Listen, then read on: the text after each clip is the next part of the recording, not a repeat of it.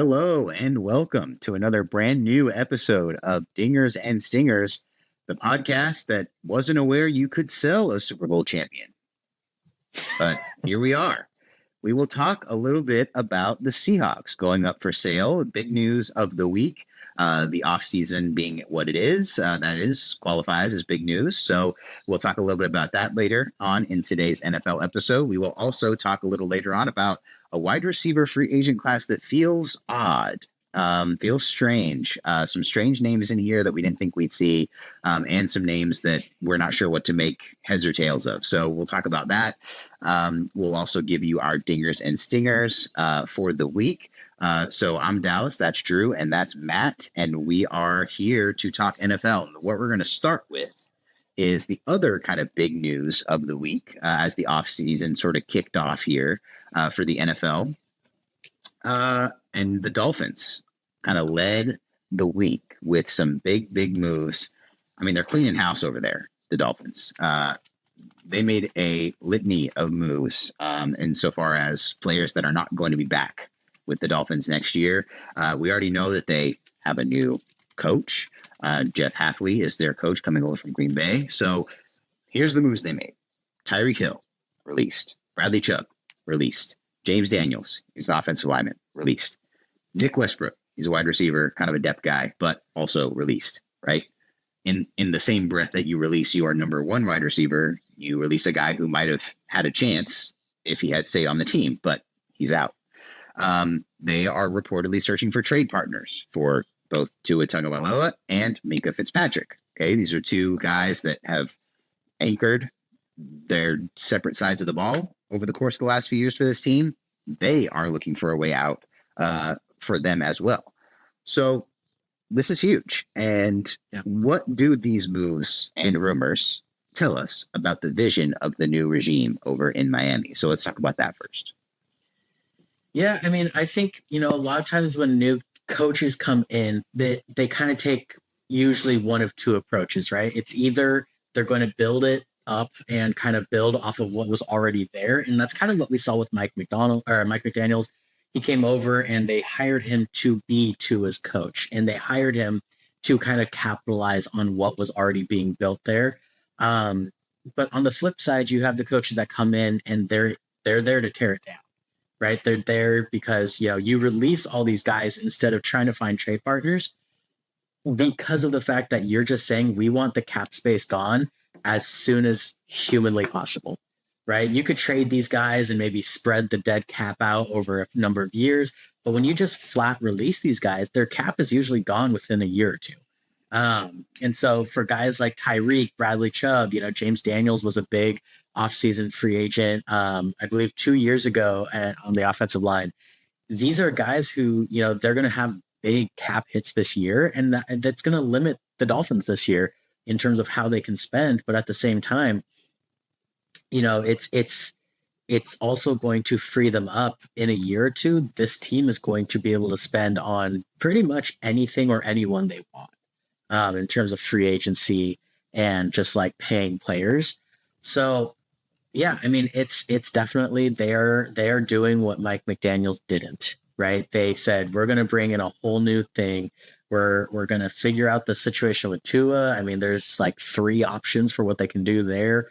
None of them are great, but also the most recent team to deal with this happened to make it back to the AFC Championship and arguably should have made it to the Super Bowl a year after dealing with the same situation. So like, there's a precedent that's been set for how they can kind of move forward here. So it's interesting. And especially all of this coming from a defensive head coach. I feel like defensive head coaches are not often seen as the guys you want tearing down the roster. It's oftentimes you give an offensive guru, a rookie quarterback, and you say, tear it down, build it up alongside your quarterback, but they're giving it over to a defensive guy. And so, I got to respect it. I hope the best for the Dolphins. They're a team that I actually kind of like. But I'm interested to see how this all goes down because they are going to be pretty bare of talent. And even within those rumors, I heard rumors out there that they were even thinking of listening on stuff for Jalen Waddle. And so it's like, could they really strip down to the bare bones and just try and stockpile money and picks. We'll see. Yeah, the Dolphins kind of, I think, needed this. And it just felt stale. It felt like Tua hasn't been the guy. I'm very curious to see if there's a market for him whatsoever. I can't really find the fit for him, at least as a trade partner. I could see someone taking a flyer on him if he's released, but I don't see giving up much for him. But yeah, it's interesting. I mean, the Dolphins went all in not that long ago, and it just didn't work out. They just weren't that team. But I don't know. I mean, it remains to be seen, right? It's just a whole lot of wait and see for this new regime. It just occurred to me when Dallas said his name again that they're being coached by the guy who wrote, the kid in Diary of a Wimpy Kid. So like that's I think that's good for them, but makes you feel old, huh? This is going to be a new Dolphins team. I mean, they got leapfrogged very quickly by the Patriots this year, and it was like, oh, okay, so we've got the Bills and the Patriots to deal with. It's time to build back up. Yeah, I mean, most people would say too, a rebuild shouldn't take more than like 2 years, realistically, and just to get to a level of like being, competitive and competent as a team. And granted, they weren't in a rebuild; they were supposed to just be good. And so for them to get leapfrogged, it's like, yeah, that's a pretty big like reality check on the state of where the team is.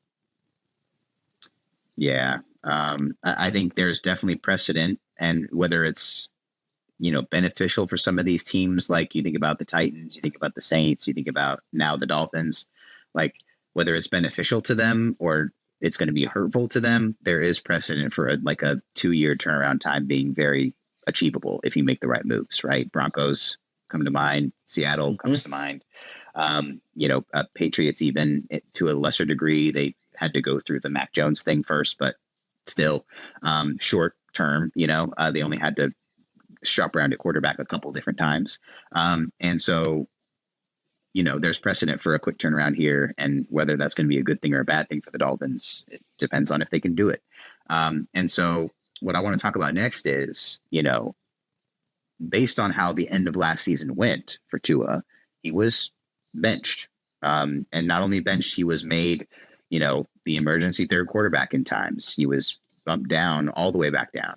So whether they trade him or not, whether they release him or not, it doesn't sound like Tua is going to be the quarterback here next year, barring some sort of camp catastrophe, right?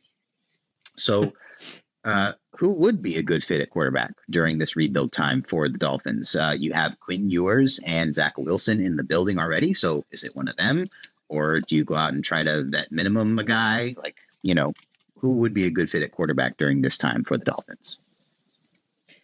Yeah, I mean, I think Quinn Ewers, absolutely, the way he played, I believe he started the last game, maybe last 2 games. I think he absolutely deserves a chance to compete in camp. I think you can go one of 2 routes with the type of guy you bring in. I think that there's going to be the kind of Kirk Cousins, Geno Smith option where you just bring in like an old vet. He's not there to prove anything or do anything. He's just there to provide stability and kind of give the guys around them a fair chance to develop. Because the worst thing you can do for a player's development, especially on offense, is give them an incompetent quarterback. And so giving them kind of that competent quarterback to help develop those guys and mentor younger guys could be one route. But also there's a couple free agent quarterbacks out there this year who I think make some noise in Miami, and top guy that comes to mind is like Malik Willis. There's not a ton of places in the league right now where you're like, man, that makes a lot of sense for Malik Willis to actually go and get a starting shot. He still just doesn't feel like the type of quarterback who's going to get signed for an instant starting job. But if he was to go to Miami last year, in a very limited window, he was the best deep ball thrower in football. And match that with his running ability. Could we see, Jalen Waddle's skill set is a deep receiver with blazing speed. You have Devon Achane, who would do really well in kind of that RPO option type of system. Could Malik Willis slot in and be this gunslinging, mobile, dual threat guy that kind of unlocks that offense and doesn't necessarily need a ton of talent around him to do so? Who knows? But I think a name like that makes a lot of sense. And he's not going to cost them $30 million. He might cost them 15 to 20. And that would be if he has a competitive market for him. We don't know what Malik Willis's market's going to look like. 'Cause he's looked decent as a backup. And, it's kind of becoming a little vogue to go after these like reclamation projects, given the recent success. But like it's, I don't know. I like the idea of Malik Willis heading to Miami. I think it'd be really fun, or at least just to become a competitive camp, because Zach Wilson, I think, deserves a chance. I don't know if he's actually still signed. I thought he signed a 1 year, but it could have been a 2 year. But they should bring him listed back as a free agent right now. So okay. So I mean, they should bring him back just because of the familiarity with the players and stuff. But Quinn Ewers absolutely deserves a shot to at least compete for the starting job. I would love to see them bring in someone though, like Malik Willis. I think that I think they should go Quinn Ewers and then like maybe not Malik Willis, but bring in someone who has been around the block, but also doesn't really raise your ceiling. I think Malik Willis should sign with a team that you're hoping, and what you're saying, a team where he could raise the ceiling, and I think that could be Miami. But I do think that all these moves they're already making signals to me, let's dive into the rebuild, and you almost like don't want to be very good next year. And I think if you're Malik Willis, like I'd be more curious to see Malik Willis on a team like, I'm struggling to think of examples, but one of these teams that's not going to be able to draft a quarterback because it's a relatively weak class, but, has goals to compete next year. I'd be more interested in that. Whereas I think a better fit in Miami would be someone like a Jimmy G or a Russ, someone who's like someone who can come in there, start a couple games. Like if Ewers is terrible or if he's hurt, like later in the season after he takes over, then like, yeah, this guy can come in and game manage and you won't be very good, but it'll be football. I think that's to me a better path. And if you do have something in Quinn Ewers, then great. You have your cost controlled quarterback, I think on a team like this where you don't necessarily expect to be super competitive, especially with these moves, that's kind of to me what they're signaling. Then why not see if you already have the guy inside the house, and that speeds up the rebuild that much more. Yeah, I mean, 100%. And it goes back to what I was saying with like you could, the other route, if you're not going to go for like the young, high position, high quality guy, is you can go for just an old vet who allows the offense to develop. Like that is Jimmy G, that is Russell Wilson, that would be Kirk Cousins, that would be Geno Smith. These are guys who are not going to completely ruin your football team. They might not be good, and don't at me Raiders fans, but like they might not be good, but at the same time, they are not going to stunt the development of the players around them. They will be whatever the team around them is. So I could definitely see them going that way too, especially if they do just want to commit like, hey, let's be bad but competitive and let's go get a good pick. I mean, 2027 is already being talked about as like a generational draft class. So, I would not blame them for taking that route. Yeah, and I think that I'm glad that's where we landed on it, because I don't think this screams tank job to me either yet. I think that there are pieces here that can make this team decent. And so this doesn't quite scream to me that we're trying to, do this on purpose, be really, really, really bad. And so, I'll be interested to see what the Dolphins look like with all these guys gone, if they are successful in, getting all of the guys that they want out. But the first year of Jeff Hafley, will it be Midas touch or cheese touch? Who knows, right? We'll see. So we'll keep our eye on the Dolphins, and it'll be a fun, maybe not a fun team to watch, but an interesting situation to watch in the offseason to see how who emerges from this team and who is going to end up starting in week 1. So let's change subjects now to a subject that I hinted at the beginning of our show here. So it's official now. It's been in the air since before the Super Bowl, right? It was kind of, I don't know if the word was leaked or maybe reported during the Super Bowl that the Seahawks were going to go up for sale after the Super Bowl was over, win or lose. And, the ownership was very quick to put out their little statement that said, we're not planning on selling the Seahawks at this time. We're focused on the Super Bowl, et cetera, et cetera. I did not buy that. I thought that the reporters had it right. Like I figured that I believed them more than I believed ownership at that point. And so this week, though, the ownership put out a different statement that said the opposite, right? So it's time to sell the Seahawks, and they're going to do it. And so whether they'll have new ownership by season start, who knows? But the process has begun. Exploratory evaluations, whatever you want to call it. It's being put into motion right now. So it's only been today, it's only been about a week and a half since they won the Super Bowl, and here they are with new ownership coming. So, being the fact that it was rumored earlier, it may not be a surprise today, but just generally, did it surprise you that this process has begun at this moment in the franchise's kind of story here? I think it surprised me initially because you would imagine an owner that loves their team and was willing to invest in it the way that they were, and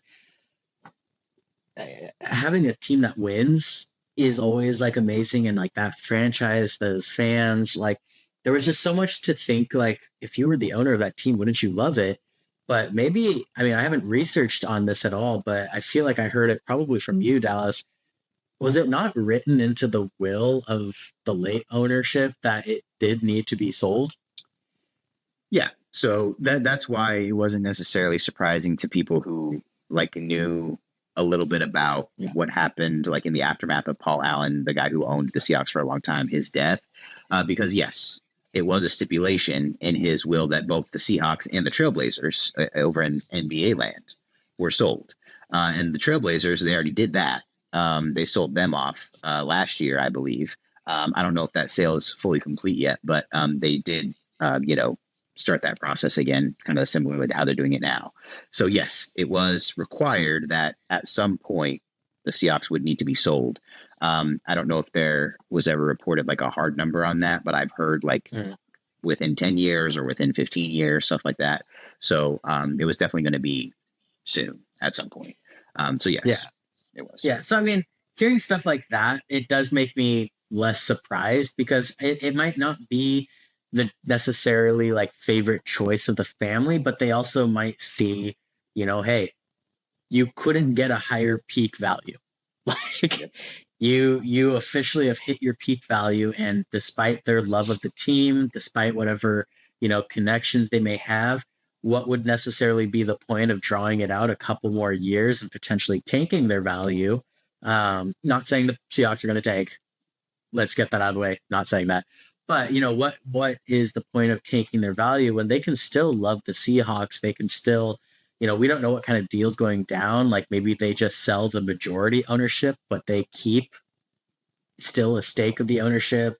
There's different pathways that they can take with this, where it's this is just, they're going to get the max amount of value they can as a family. And it was written into the will. They're literally doing what they legally kind of have to. So yeah, not a huge surprise. And I've already seen rumors that the Seahawks are going to potentially break value, like franchise value records, with the recency of this team and how well they are and how kind of young and exciting they are. I've seen the number floated that they could be the first team to be valued at 10 billion. Like we're talking about some pretty massive numbers here. And so, for the Allen family, it's a good time to sell, I suppose. Yeah, I mean, if this was like, stipulated in his will, then it is what it is. You do what you have to do. I feel like that's kind of the best way to undergo a transition from ownership groups. Is like, you don't want to get to the point where you have to like force out an ownership group. I mean, I don't have to tell you about the baseball side of this. Like, you wish Artie Moreno would sell the Angels. Obviously, this ownership group has done well. We're talking about the team that just won the Super Bowl. But yeah, I mean, this is why the Broncos were sold. Pat Bowlen died, and it was with the family for a few years, and it just was a messy situation, I think. And once the head was gone and it got sold, that was now, we're approaching 4 years since then. 4.65 billion for the Broncos back then. That was the very mid Broncos. So like, just by virtue of it being a professional sports franchise in one of the most profitable leagues, it's going to be valuable. And then you take into account that it was literally the best team in football this last year. Yeah, it's going to be a lot of money. And I have really no doubt that it's going to be fine for the Seahawks. Like, I don't know who's going to come in or whatever, but like, anyone who's going to throw down that amount of money to buy them in the first place is not going to then turn around and like tear them down and try to just get every penny out of it. I think they would be in it for the love of it. And I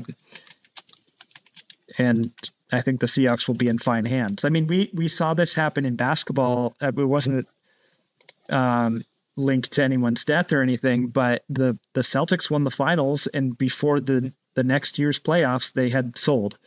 And it really didn't seem to change much because they were a well-functioning team at that time, and it went down the way it should go down. So I think the Seahawks are well run. I think this will go down smoothly. Whoever ends up buying them is going to be in on the team, and it'll be business as usual. Yeah, I definitely hope that it's as from a fan perspective, I hope it's like an ownership group with because I think the rules for NFL are different than MLB, where it's like you do have to have somebody have the majority of the ownership. So like they have to contribute at least like a third of the total cost from one person. And then it can be other people contributing there. And so I do hope it's a group of people, maybe a smaller fish who they should sell to the city of Seattle. Yeah, make them like Green Bay. If we all, if we are all 12. The Seahawks, if the Seahawks fans all contribute like 100,000 each, we can maybe get up there. But yeah, so that's my hope for it. But yeah, I don't think it should concern anybody about like this team's potential to continue the kind of the kind of journey they're on right now, insofar as like being competitive again next year and potentially in future couple of years after that. I'm not really concerned about the impact that new ownership will have on that. If anything, it might give a little juice, maybe a little life, to it if it's people who are passionate about it and bring good energy. So, yeah. If every resident of Seattle was to give $12,254, you would reach 10 billion and could purchase the Seahawks. Get it started. Let's get the money together. Let's do it. Yeah, that'd be great. I'll move there and give my $20 that I have to myself, and we'll do it. There you go. Because then it'll be just surplus because I'm not even a resident, so I'm just adding extra. So yeah. Last question about this though is,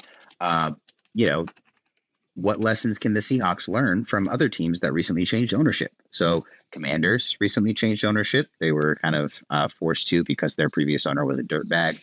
And then the Broncos recently changed ownership for the reasons that Drew already mentioned. So, one team that's kind of worked out okay for, and then one team has worked out fairly well for.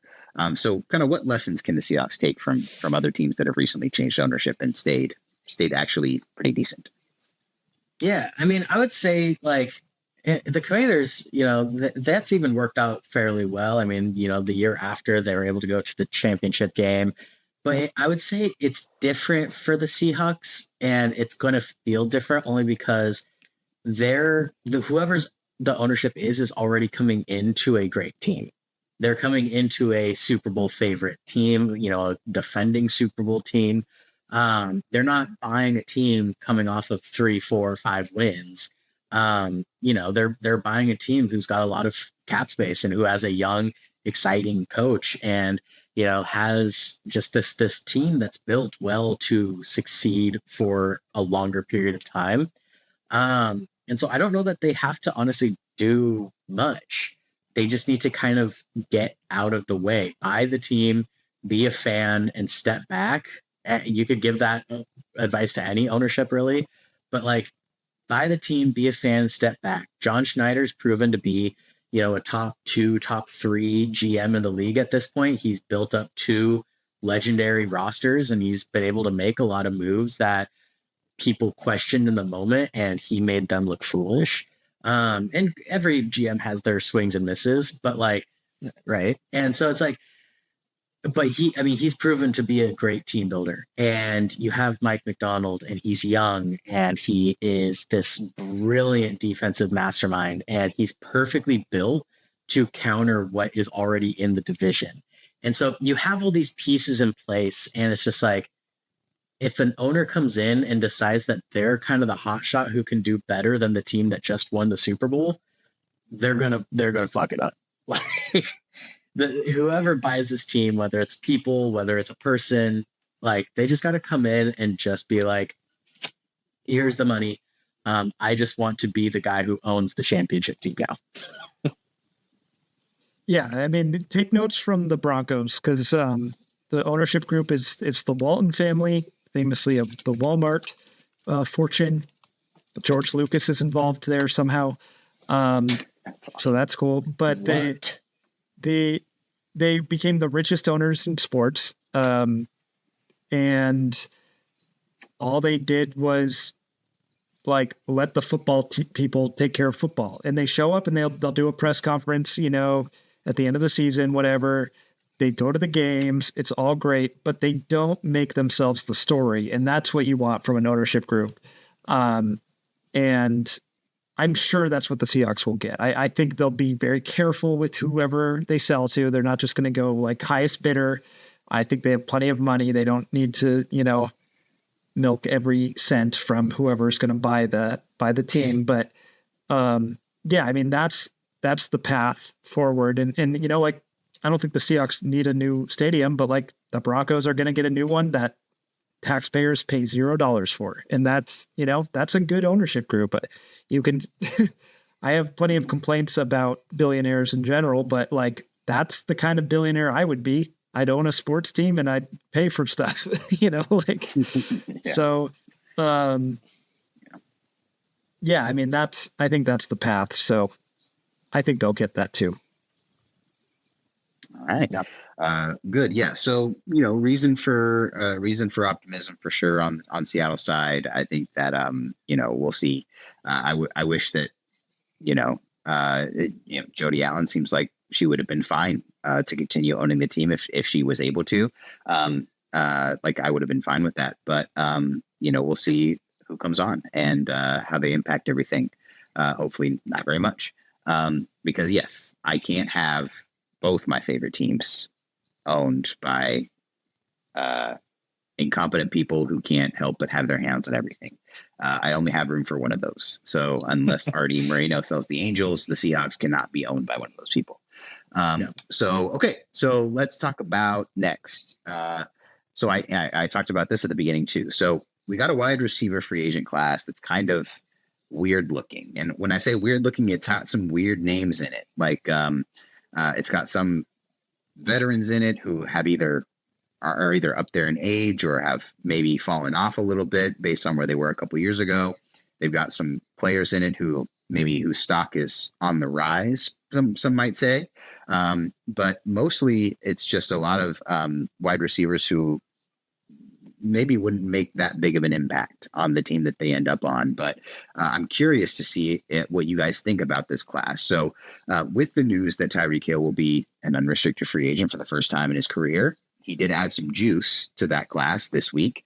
But I want to talk about a group of about like 7 receivers or so that I feel like maybe are at the top of this class, and kind of try to order them into like most desirable to least desirable for a team, and kind of why. So we can talk about them a little bit. So the wide receivers I want to talk about are Tyreek Hill, George Pickens, who as of today has not had the franchise tag put on him, I don't think. Still technically a free agent. People expect that to happen, but still technically out there. Mike Evans has announced he's coming back for another year, and he is a free agent, so we'll see. Alec Pierce, upstart from the Colts from last year, he's a free agent. Deebo Samuel is a free agent. Christian Kirk, and also Juwan Jennings. So those are the kind of the receivers I want to center our discussion around here. And so best way to do this, I think, is just to maybe start at the top. So let's have you guys each go through and who do you have as your maybe your top 2, and then we'll go middle 3 and then bottom 2. So give us your guys' top 2 of this class, and maybe we'll talk about those a little bit. I think if I had to give my top 2, and this, I'm going to be all encompassing. I'm going to say this encompasses both what their potential price would be, what their talent right now is, and the type of player / locker room guy they are. I'm going to say here, the top 2 guys, my number 1 is going to be Mike Evans. I do believe if you are a team that just needs a 1 year, could be 1,000 or like 1,000 yards, 10 touchdowns, you're going Mike Evans. I think he's the most comfortable that he'll be a success. Second, I'm going to go Tyreek Hill. He's got the off-field stuff that is tough to deal with, but like the speed is still there. And yes, he's coming off the injury, but that's going to bring a guy of his level down quite a few, price tiers. George Pickens obviously has all the talent in the world. I was thinking about him there too, but he's just kind of too much of a head case, and he could potentially be looking to try and get 40+ million a year. Mm-hmm. And that's not going to be the case from Tyreek or Mike Evans. So give me the old men, honestly. Give me the 2 oldies. I like them. Good. I actually have a different 1 and 2 than you. My perspective was more because the Broncos, this is one of their biggest needs is I think a number 1 wide receiver would be great. True. And obviously that could happen through trade as well. So, it's not necessarily just these names, but so I didn't think too much about money. I did think about talent, age, and I did think about, the locker room vibe and the type of person that is here. That being said, I still put George Pickens number 1 because I just think his age and talent are clearly the best of this batch. And I do grant you that, he is a head case, but at the same time, he just put up a great year. He's played 4 years. He's had at least 800 yards every season. And I know like Mike Evans has the streak of 1,000 yards. So it is what it is. But yeah, he's only going to be 25 years old. I think he's the only guy here that's like truly like that number 1 wide receiver that you can project for the next few years of this group. So he would be my number 1. And then I put number 2, maybe sneaky. I put Alec Pierce. He had a really great year for the Colts. And I just think he's sneaky, a guy that's going to help a lot of teams. He might not be that true number 1, but like he's a guy you can rely on. And he had like a really high like yards per reception stat through the last couple of years, where I'm like, okay, like that's a guy. So I was kind of actually surprised because he kind of got even on the Colts, who are like fairly anonymous as a team, he kind of got overshadowed by a couple other guys in that receiving room, but definitely a solid player for whoever ends up getting him. Yeah, I 100% agree. I mean, Alec Pierce, I think, is really good. And if you're talking about a guy you want to bring in and be like a part of your team long term, he might be my number one pick on this list. The talent is there as a deep ball guy, but he's also like 6'3", like 210. Like he's a big guy. And so I think he can play a lot more diverse at the position than the Colts were using him. So I do think that's a great pick. Just a little bit more of a long-term view. Yeah, I think, since Drew put him in his top position, I think you just gotta, for me, you just gotta remember what George Pickens looked like when CeeDee Lamb was out. Like it was for real. And he had a quarterback who was for real, Dak. And so he could go to a situation where the quarterback's not for real, and he could look different. For sure, that's possible. But I don't think I think that it's going to be the teams that are contenders that are going to be looking at him. But to Matt's point, I think someone will, if the Cowboys don't franchise tag him, which they would be doing this by default, they will pay him more money than I think maybe I would be comfortable with. But that being said, you can't put can you put a price on a guy who's looked as good as he has looked? So while we continue this discussion here, let's go ahead and talk about you guys' middle three. So we talked about top twos, and now we'll go to the middle three receivers you have from this group of seven. Okay, middle three. So does that mean there's going to be a bottom two? Yeah, there will be a bottom two. Yeah. Okay, math isn't my strong suit here. My middle three, I'll start right at the top. It's going to be Drew's top two. I will put George Pickens and Alec Pierce in here. I do think both of those guys are super talented. The guy I'm going to stick into this next tier, Mike was a shock. I'm going to put Juwan Jennings. I think of these three remaining, Juwan Jennings is the most versatile. He's going to cost the least of the three. And he brings a lot of aspects to the receiver position that I think people don't necessarily think about when they're trying to, talk about their teams and which receivers they can get. Juwan Jennings is an insane blocking receiver, top 5 in the league blocking receiver. He is a great red zone guy. He's super tall. He is a great first down receiver. He is a college quarterback who can play all the trick plays. He can do the jet sweeps. He can run the ball. Like, there's just so much versatility there. I think you could argue he's more versatile even than Deebo Samuel. And Deebo Samuel is seen as one of the biggest gadget players in the league. I think Juwan Jennings flies under the radar a lot. So I'm going to put Juwan Jennings at the bottom of my mid tier. If I had to pick an order, just because I'm so against the player, I'm going to put Alec Pierce, then George Pickens, then Juwan Jennings. Well, similar to what you did with my list, my 3 and 4 are your 1 and 2. I have Mike Evans as my third, and it comes down to what are you looking for? If you're really going all in for this year, I might consider Mike Evans higher, because he is that guy when he's on the field. Last year was a little bit lost to injury, but I still have a lot of faith in him. He can make the big plays. You can trust him, all that. And I put Tyreek Hill 4 because he obviously at his best, he is absolutely electric. He can raise the ceiling of any team. He's not a good person. So that, is a real concern to me.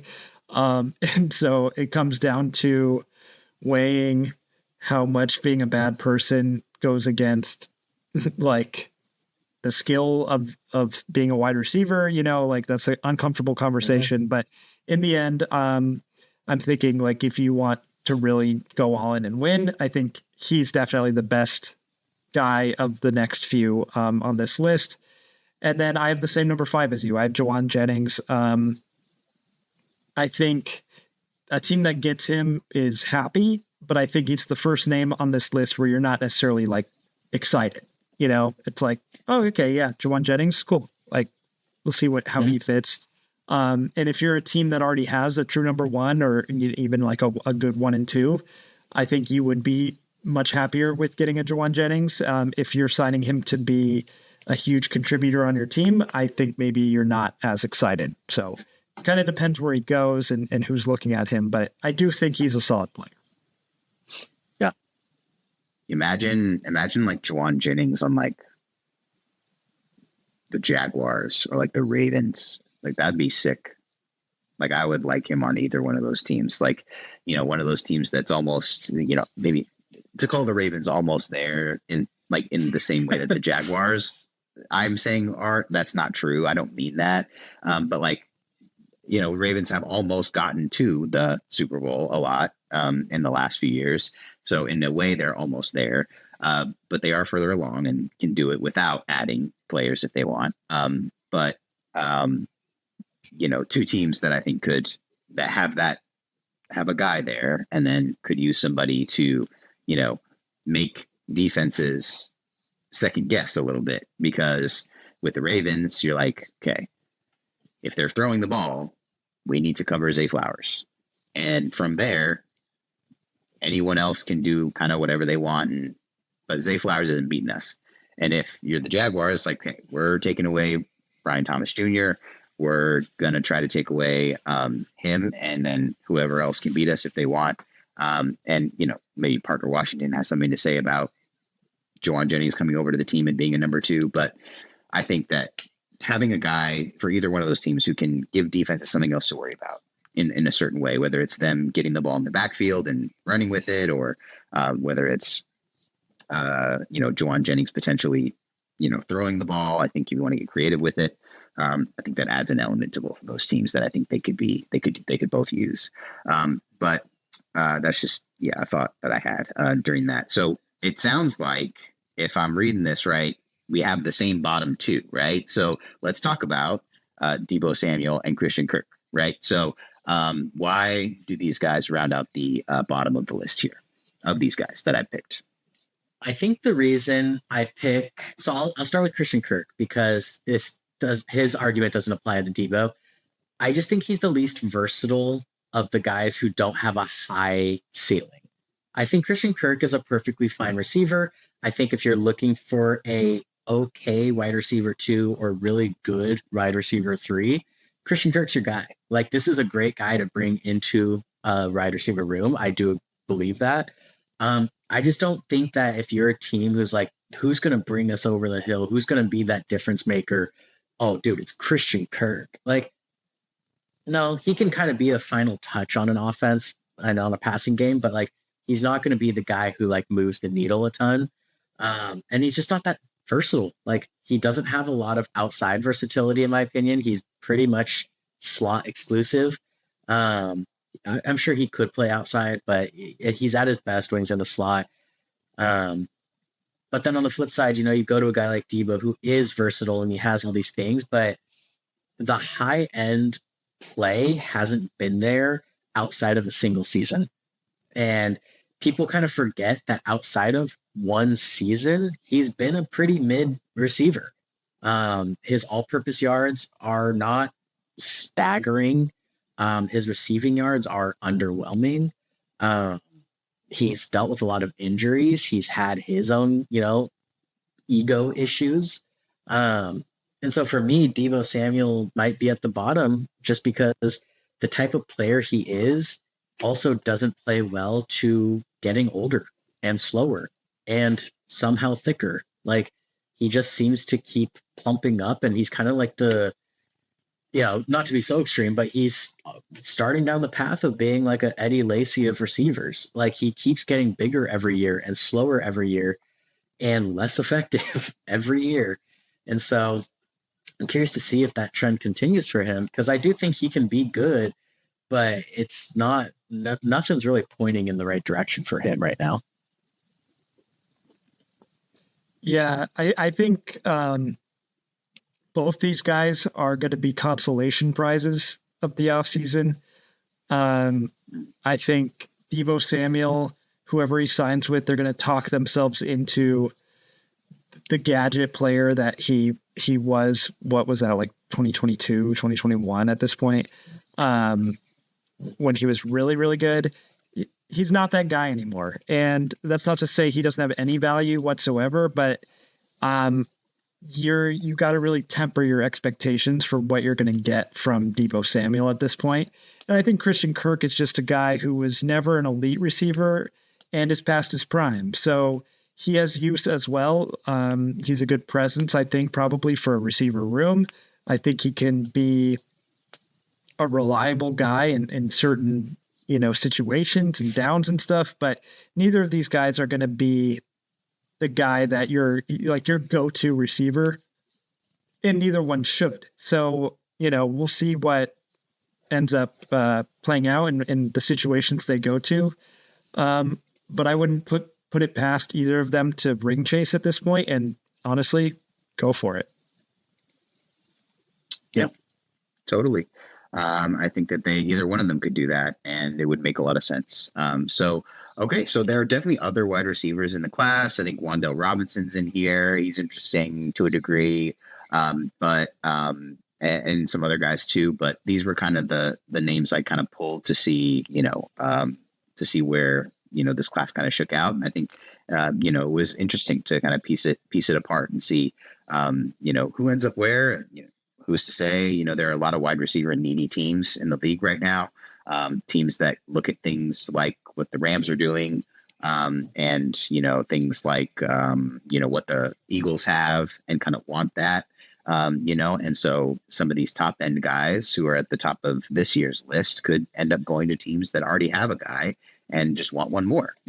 And so I think that's possible as well. So especially in a class that has so many veterans in it, I could definitely see it shaking out that way. All right, so let's end our show today with our Dingers and Stingers segment. If you're not familiar, this is the segment where we give one dinger and one stinger from the world of sports, a dinger being a good thing, stinger being a bad thing, and so that is what we'll do to round out our show today. So let's, as we always do, start with the bad and end with the good. So let's get our stingers going, and let's start with Drew. Yeah, my stinger. Today I was reading about the Bears and their plans to get a new stadium.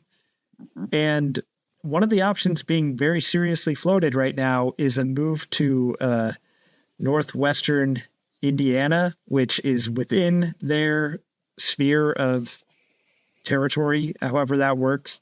So I'm guessing they would still be called the Chicago Bears, whatever. It doesn't feel right to me. Moving them out of the city of Chicago is one thing that I also wouldn't love. Like, I do like the stadiums that stay in the city. I think that's fun and a little more cool of an environment. But I get it. You want to have parking, you want to have space, you want to build the facility, fine. But going to Indiana when you're the Chicago Bears just feels wrong. I don't care how close it actually is to Chicago. And I know the Giants and the Jets play in New Jersey. That feels wrong to me too. Like, I don't like that little tidbit when people point that out. It makes me feel upset. So I don't want that to also be the Bears situation. I like the city of Chicago. I think they should keep the Bears as close as possible. And, like the 49ers, it's still the same state, but like Santa Clara is not like super, super close to San Francisco. Like, I just don't like this trend that we're seeing. The Chiefs are going to move into Kansas. Fine. Teams saying they're LA and they're not even in LA. Yeah, Inglewood. Yeah. All of it. Like, I just like, it's a trend I don't love. I understand why it happens, but come on, the Chicago Bears playing in Indiana. No, thank you. Yeah, dude, it's punishing people, right? It's punishing people for not wanting to pay for a stadium. That's the problem. Yeah, well, it's just punishing fans. I mean, these billionaires can buy stadiums, dude. Like, that's the part that's so frustrating is we have seen precedents set for like owners who just pay for their stadiums, and then we see owners who absolutely destroy fan bases and honestly destroy cities and city economies. I mean, St. Louis took a massive hit when the Rams left, despite the fact that the Rams weren't all that popular when they did.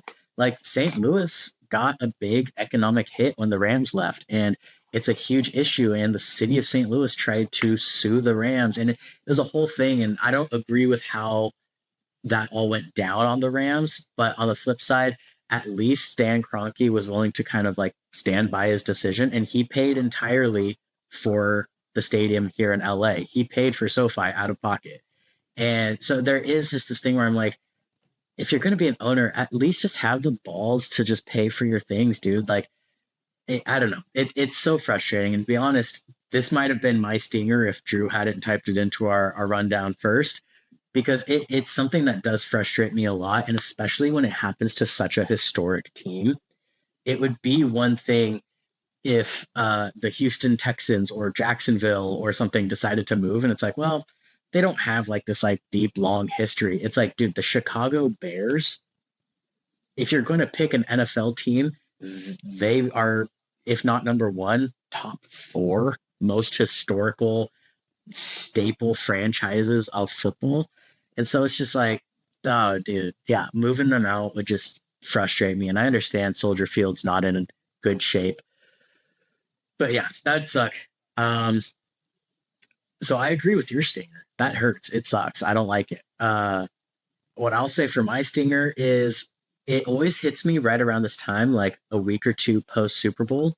I'm reminded of how long the NFL offseason is compared to other sports. We have like 6 months until preseason starts. And I feel like we barely just finished doing our like World Series and like all this stuff. And we're already having to dive into, baseball preseason prep, pitchers and catchers reported, spring training's like basically right around the corner here. And I'm just like, man, these other sports are so lucky that they kind of just turns around and then they get to keep going. And for football, it's like, okay, we're going to have like a month or 2 months and then free agency. And that'll be really exciting for 2 days. And then we're going to wait another couple months and then we'll get the draft. If you're fiendish enough, you'll watch the combine in there. And then we wait another, month or two and it's OTAs and training camp. And you got to be another kind of fiend to watch that type of stuff. And then, you finally, it's the preseason, but it's not really the preseason because it's the Hall of Fame game and you're watching college football players play a game. Like, you're not watching professional athletes, really. These are all dudes who are going to be practice squad or, roaming free agents of some kind. It's just such a long and grueling off season. And it gets me down every time, man. They're so long until football's back. I hate it. Yeah, totally. It'll be a while before the sort of the heat begins to build around football for sure. But we'll just have to do our best to get through to that point. But let's end with the good here and go to our dingers, and we'll go back to Drew for yours. Yeah, so pretty much, the trend of us talking about something or even not talking about something on the pod and then immediately news happened for us last week. We talked about who was going to replace Corbin Carroll on Team USA. I floated the idea that I would love my boy Roman Anthony to play. And lo and behold, he is the replacement. It is official. There was pictures of him in his Team USA gear from spring training, doing some kind of like photo shoot thing there. I love it. I talked about all the reasons why I would love it last week, so I don't need to rehash all that, but I'm very excited. All the Red Sox, like major league outfielders, are playing on different teams for the World Baseball Classic.